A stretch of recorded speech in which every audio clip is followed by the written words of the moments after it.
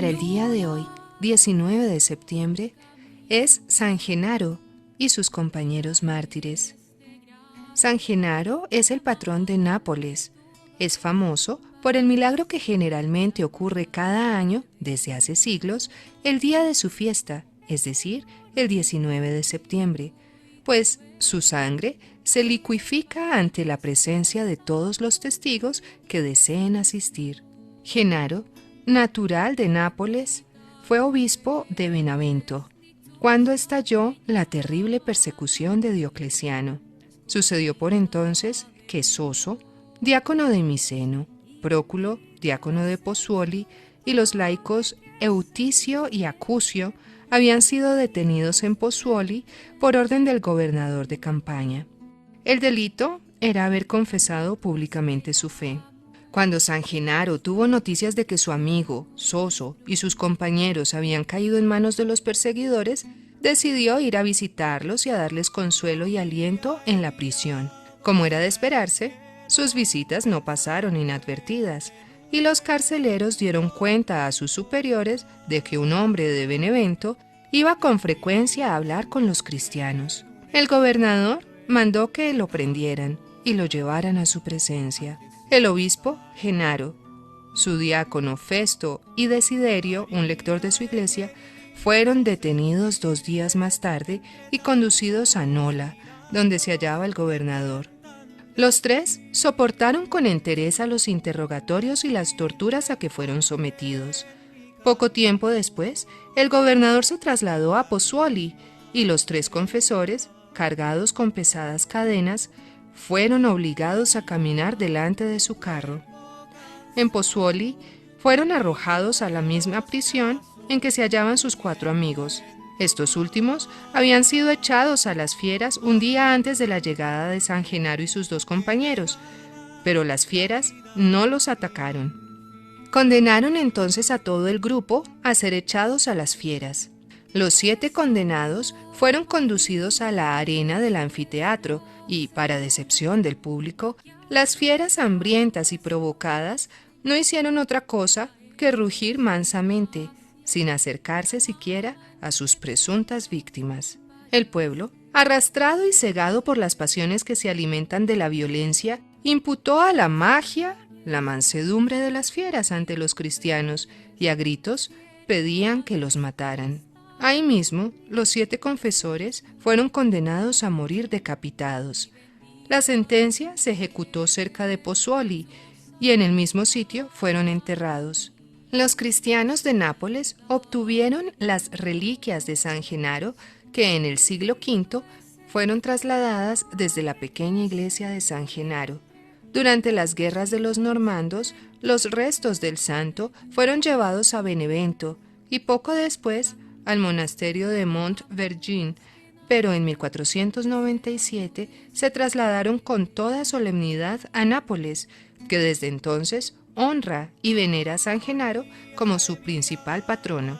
Mientras que muchos se cuestionan sobre la historicidad de San Genaro, nadie se puede explicar el milagro que ocurre con la reliquia del santo que se conserva en la capilla del tesoro de la iglesia catedral de Nápoles. Se trata de un suceso maravilloso que ocurre periódicamente desde hace 400 años. La sangre del santo experimenta la licuefacción, es decir, se hace líquida. Este milagro ocurre cada año en 3 ocasiones relacionadas con el santo. La traslación de los restos a Nápoles es el sábado anterior al primer domingo de mayo. La fiesta del santo, el 19 de septiembre, y el aniversario de su intervención para evitar los efectos de una erupción del volcán Vesubio en el año 1631, es el 16 de diciembre. El día señalado, un sacerdote expone la famosa reliquia sobre el altar, frente a la urna que contiene la cabeza de San Genaro. La reliquia es una masa sólida de color oscuro que llena hasta la mitad un recipiente de cristal sostenido por un relicario de metal. En un lapso de tiempo que varía por lo general entre los 2 minutos y 1 hora, el sacerdote agita el relicario, lo vuelve cabeza abajo y la masa, que era negra, sólida, seca y que se adhería al fondo del frasco, se desprende, se mueve, se torna líquida y adquiere un color rojizo. A veces burbujea y siempre aumenta de volumen. Todo ocurre a la vista de los visitantes. El sacerdote anuncia con toda solemnidad: ha ocurrido el milagro. Se agita un pañuelo blanco desde el altar y se canta el Te Deum. Entonces, la reliquia es venerada por el clero y la congregación. Entre los elementos positivamente ciertos sobre la investigación de esta reliquia se encuentran los siguientes.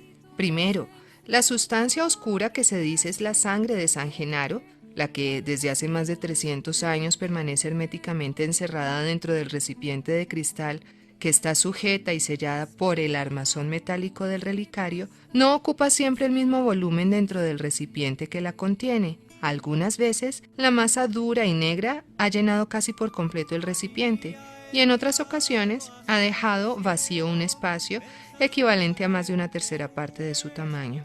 Segundo, al mismo tiempo que se produce esta variación en el volumen, se registra una variante en el peso, que en los últimos años ha sido verificada en una balanza rigurosamente precisa. Entre el peso máximo y el mínimo se ha llegado a registrar una diferencia de hasta 27 gramos.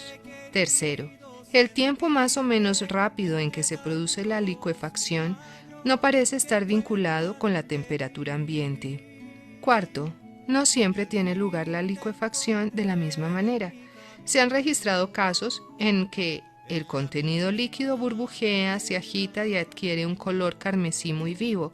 En otras oportunidades, su color es opaco y su consistencia pastosa.